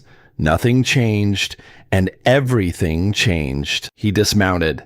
He did not bother with pleasantries this time. "I trust you've had time to consider the situation." "I have," Delia said. She reached into her inside pocket and removed the judge's statement. She walked down the porch steps and held it out to him. He took it. He read it. His face, which had been composed and certain, moved through several things in quick succession. She watched the certainty leave it the way water leaves a vessel with a hole, not all at once, but steadily, and then completely. He looked at his lawyer. The lawyer had gone slightly pale. He took the statement and read it and said nothing, which was the most complete answer available. Voss looked at Delia. She stood at the base of her porch steps on a ranch that was not hers by deed or law or any formal arrangement, wearing a faded dress she had chosen because he had mentioned he preferred modest colors, with $4 in her coat pocket and her grandmother's notebook on the kitchen shelf, and the judge's statement now in the hand of the man who had arranged for the whole town to know she was unwanted before she stepped off the train. She did not say anything. She did not need to.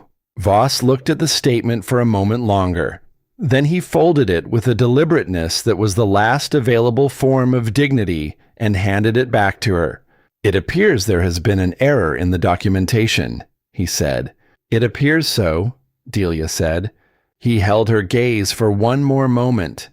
She returned it without difficulty because she had nothing to conceal, and he knew it, and they both knew it, and the knowing was, in its way, its own kind of resolution. He turned his horse. He rode out. The lawyer followed. The silver-buttoned rider followed. The dust settled. The sunflowers stood in the morning light. Garrett Deering came that afternoon with a newspaper and a piece of information he had been holding since morning. He tied his horse at the fence and came to the porch and sat in the chair Delia offered him with the ease of a man who did not often sit down in the middle of a workday and was enjoying the novelty of it. He set the newspaper on the arm of the chair. Denver Chronicle, dated the 29th of September. He had folded it to a specific column on the third page. Delia read it. Edmund Voss was not the first. There had been 3 other women before her, in other towns, other counties. The same arrangement, the same contract, the same penalty clause deployed against women who did not have the means or the knowledge to contest it. In 2 of those cases, the amounts had been paid. In one case, a family had intervened. In none of the cases had the woman herself identified the legal flaw, because none of them had read the contract carefully enough to find it. The Attorney General's office in Austin was investigating. Delia set the newspaper down on the arm of the chair. She sat with this for a moment. The full shape of what Voss had been doing and what she had stepped into without knowing it, and what, without her grandmother's habit of pressing knowledge into the hands of the next generation, might have happened. "Will they need me to speak to anyone?" she asked. Garrett nodded. "Likely. In time. The attorney in Austin may want a statement." He looked at her. "Your contract is the clearest example of the documentation problem. Yours is the one that failed entirely on its own terms." Delia looked at the newspaper, then at the sunflowers. "I will speak to anyone who needs to hear it," she said. Garrett nodded as though he had expected nothing less. He stood, reclaimed his newspaper, and went back to his horse. At the fence he paused and looked back. "Looks like you found your footing," he said. Delia thought about that, about what footing meant, what it required. The particular combination of ground that held and legs that had learned to trust it. "Looks like I did," she said. Millicent Burrell came the next morning, alone. No carriage, no companion, no audience. She arrived on a sensible brown horse and tied it at the fence and came up the path to the porch with the deliberate pace of a woman who had made a decision and was committed to seeing it through regardless of the personal cost. She was wearing the black wool again. Her face was its usual composed arrangement, but something in it had shifted. Some small recalibration that was visible if you were paying attention. The look of a person who has revised an opinion and is here to announce the revision. She stopped at the base of the porch steps. She looked at Delia. "I was wrong about you," she said. 3 words, short and direct, and clearly not easy. The kind of statement that a woman of Millicent Burrell's particular position does not make lightly, because the authority to judge requires, to maintain its integrity, the willingness to revise. She did not elaborate. She did not explain what had changed, or cite the newspaper, or reference the courthouse, or offer any of the scaffolding that most people construct around a difficult admission. She simply said it and stood in the October morning and waited. Delia looked at her. She thought about the dry goods store, about the 2 women who had turned slightly away, about riding home with the flour and the thread, and sitting down on the kitchen floor because her legs had decided they had carried the morning far enough. She thought about what her grandmother had written in the margins of the autumn section of the notebook, between an entry about storing apples and a note about the first frost. People are mostly doing the best they know how. The ones who aren't usually know it themselves by the end. "Thank you for coming," Delia said, and meant it. Millicent Burrell nodded once, the nod of a woman who had completed a task she had assigned herself, and turned and went back to her horse. Delia watched her ride back toward town. Then she went inside and told Corwin. He was at the kitchen table with his coffee, and his expression did not change dramatically, but something in the set of his shoulders eased slightly, the way something eases when a weight that has been present for a long time is quietly removed. Good, he said. That was all. But it was enough.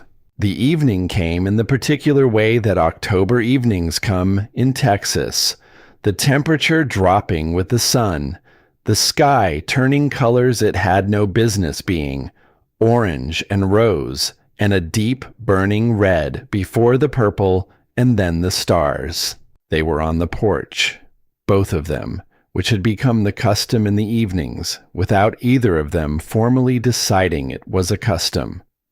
Delia in the chair to the left, Corwin in the chair to the right, the small table between them with 2 cups of coffee going cold, because neither of them was drinking the coffee so much as having something to hold.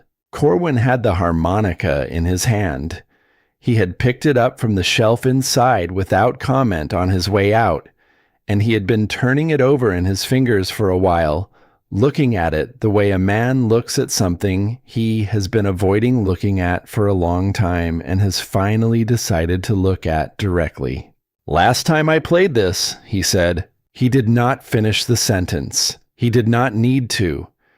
They had had the conversation in the rain, and it was in the room with them still, not as a wound, but as a known thing. A thing that had been brought into the light and examined and named and placed accordingly. "I know," Delia said. He looked at the harmonica, then out at the prairie. "Ruth used to ask me to play in the evenings," he said, "after supper. She said it settled the day." He paused. "I never thought of it that way. I thought it was just something to do with your hands." Another pause. "I think she was right." Delia waited. He put the harmonica to his lips. The first note was uncertain, the second less so. The melody that came was not the one she had heard on the 4th evening, not the low, sorrowful, winding question of a man playing into the dark in the direction of nothing. This was something different, still slow, still measured, still carrying the particular weight of a thing that had not been played in 4 years, but moving forward, finding its direction note by note, the way a person moves through unfamiliar ground, carefully and with attention, not rushing, because rushing was not the point. The point was to go forward. Delia sat with her coffee going cold and listened to Corwin Holt play his harmonica for the first time in 4 years, and she did not try to name what she felt, because some things resist naming and are better simply felt, in the chest and the throat and the particular stillness behind the eyes. The melody found its way to something that might have been resolution, or the shape of it, or the promise of it, not finished, not complete, but moving in the direction of completion. When it stopped, the prairie was very quiet. Corwin lowered the harmonica. He looked at it in his hand for a moment. Then he set it on the small table between them. "Delia," he said. She turned to look at him. He was already looking at her, with the full attention of a man who had spent 4 years looking at nothing in particular, and had recently remembered that there were things worth looking at. "I made a practical offer at a train station," he said. "Room and board. No promises beyond that." "I remember," she said. "I want to change what I said." He looked at the harmonica on the table, then back at her. "Not the room and board. You can have that regardless. But the no promises part." He paused. The pause of a man choosing his words with great care because he has very few and needs each one to carry its full weight. He was quiet for a moment. Not the silence of a man who had nothing to say. The silence of a man choosing each word the way you choose footing on uncertain ground, carefully, with your full weight behind it. "I promise to stop treating my life like a punishment," he said, "and I promise that whatever this becomes, I will not disappear on you. I have been a man who disappears into his work and calls it responsibility." He looked at her steadily. "I don't want to be that man anymore." It was not a declaration of love in any conventional sense. It was something older and more reliable than that. It was a man telling a woman exactly who he intended to become. Delia looked at him for a long moment. "That," she said quietly, "is the best promise anyone has ever made me." He reached across the small table, not quickly, with the careful deliberateness of a man who had learned to move slowly around things that mattered, and his hand found hers on the arm of the chair. His fingers were rough and warm. She turned her palm upward. He laced his fingers through hers and held on with the steadiness of a man who had decided, after 4 years, to hold on to something again. Not desperately, not with the grip of a man afraid of losing, with the quiet certainty of a man who has found something true and intends to be worthy of it. The stars had come out fully now, scattered across the wide black Texas sky in the extravagant way of stars that have no city light to compete with, dense and bright and completely indifferent to the smallness of the people looking up at them.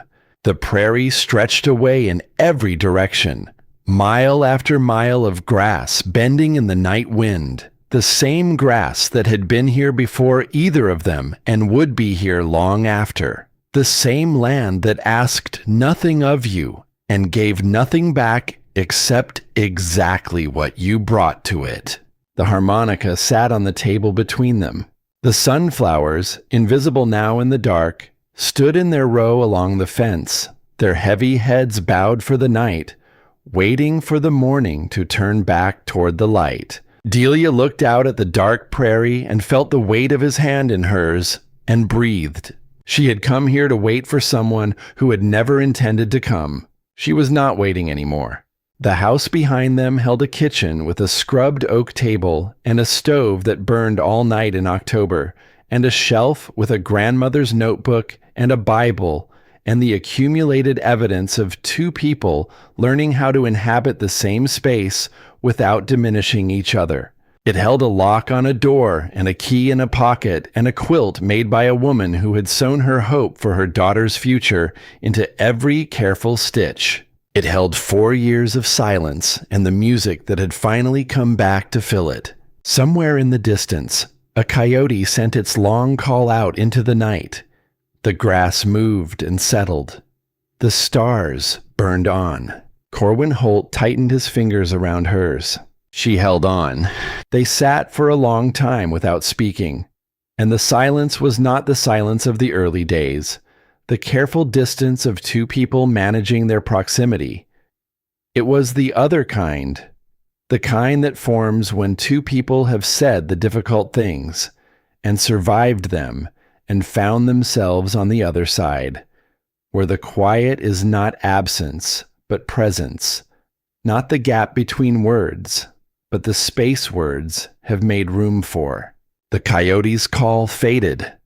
Another sound came to take its place, the wind moving through the dry grass, the soft percussion of the prairie settling into night. The harmonica on the table caught the starlight and held it, a small brightness on the dark wood. Delia thought about the woman she had been on the platform in September, standing in the open sun with 14 words in a trunk she could not lift and $4 in her glove and nowhere to go. She thought about what that woman had looked like from the outside, from the shadow across the street where a man had stood for 30 minutes, deciding whether something concerned him. She thought about the fact that she had not known then that the worst thing that had happened to her that day was also the best thing. That the man who had sent 14 words instead of a welcome had done her a service she would not have chosen and could not have imagined. She thought about her grandmother pressing the notebook into her hands at 18, that woman who had written down everything she knew because she wanted it to outlast her. About what it meant that the knowledge had traveled from those old, careful hands across the years and the miles and had arrived in the body of a notebook smelling of cedar and old ink at exactly the moment it was needed. Knowledge left in a person's head is knowledge that dies with them. It had not died. It had come west.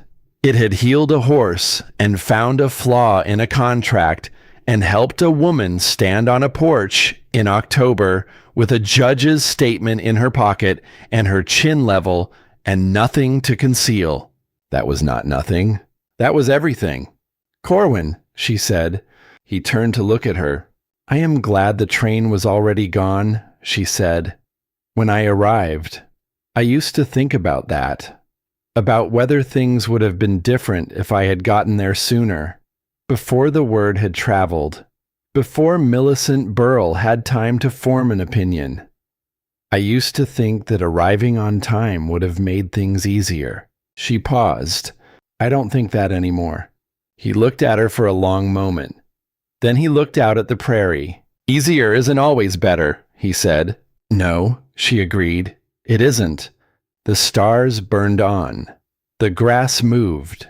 Somewhere out in the dark, the ranch that had been one man's burden for 4 years breathed quietly in the autumn night. The fence mended, the barn sound, the accounts beginning, slowly and with effort, to find their balance. And in the morning, the sunflowers would turn their faces east, the way they always did, toward whatever light was coming. And she would be here to see it. Not because she had nowhere else to go. Not because the alternatives had run out. Not because she had been rescued or settled or placed. Because she had chosen. Because this was the place she had arrived at when she finally stopped waiting for something to be given to her and started paying attention to what was already here. Because the woman who had read 14 cold words on a train platform in September and decided not to cry had turned out to be exactly the woman this house had been waiting for. She just had not known it yet. Now she did. The night deepened around them. The prairie breathed. The stars moved in their slow arcs across the sky. And Delia Vance stayed. In the morning she rose before him, the way she had risen before him every morning since the first, and she built the fire in the stove and put the water on and stood at the kitchen window while it heated. The sunflowers faced east. She could see them from where she stood, their heads lifted toward the pale early light, gold against the gray and brown of the October prairie. She had pressed those seeds into the ground 3 weeks ago and had not known, when she pressed them, whether she would be here to see them bloom. She was here. The coffee was ready when she heard his door. She poured 2 cups the way she always did and set them on the table and waited. He came in. He stopped in the kitchen doorway the way he had stopped every morning since the first, but the quality of the stopping was different now. Not the wariness of a man managing proximity to an uncertain thing. The deliberate pause of a man who has somewhere he wants to be and is allowing himself to notice that before he steps into it. He came to the table and sat down. She sat across from him. They drank their coffee in the particular morning quiet that had become one of the things she valued most about this house. The unhurried silence of a new day before the work of it began, before anything was required of either of them except to be present. After a while he said, "I'll need to ride to Galveston next month, to the bank." "I know," she said. "The ledger. I want to show them a revised repayment proposal." He looked at his cup. "The accounts are in better shape than they were. I'd like to have the figures clear before I go." She looked at him. "I can prepare them." He met her eyes. "I know you can." A pause. "I'm asking you to." She nodded once. It was not a small thing, the asking. She understood that. It was a man who had managed his own affairs alone for 4 years, saying, in the particular vocabulary of practical things, something that had nothing practical in it at all. Outside, the light continued to strengthen. The prairie rolled away in every direction under a sky that was clearing from gray to blue. The sunflowers turned with the sun. The gray mare moved in the near pasture with the easy comfort of an animal that had been uncomfortable and was no longer. The house held its morning quiet around them. Delia wrapped both hands around her cup and looked out the window at the light coming up over the flat Texas land and thought about what her grandmother had said about determination, that it needed a direction, that without one, it was only stubbornness. She knew what she was determined toward now. She had known for a while. She had been working up to admitting it the way you work up to anything that costs something, slowly and with care, testing the ground before you put your full weight on it. The ground held. She was determined toward this. The scrubbed oak table and the stove that burned through October nights, and the shelf with the notebook and the Bible and whatever new knowledge she would add to it in the years to come. The ledger that needed a careful hand. The horses that needed watching. The garden that would need to come out before the first frost and the planning for what to put in it next spring. The man across the table who had installed a lock on her door and placed a key beside her coffee cup and said, "I promise to stop treating my life like a punishment," and who meant it in the way that only certain people mean things from somewhere so far down that reversing it would require dismantling something essential.